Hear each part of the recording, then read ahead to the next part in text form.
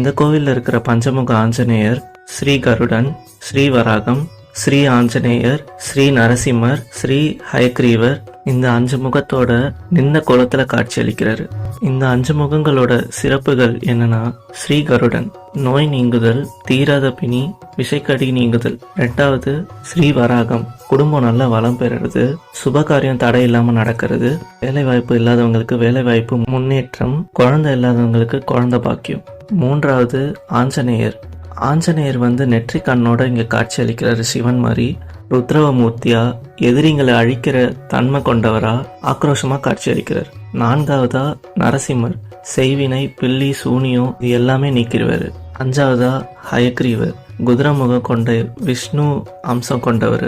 கல்வியில முன்னேற்றம், ஞாபகத்திறன் அதிகரித்தல், வாக்கு வன்மை, புத்தி சாதுரியம், மற்றவங்களை வசீகரிக்கும் தன்மை கொண்டவர். இவரோட வலது கையிலையும் இடது கையிலையும் மகாவிஷ்ணுவை போல சங்கு சக்கரம் ஏந்தி இருப்பாரு.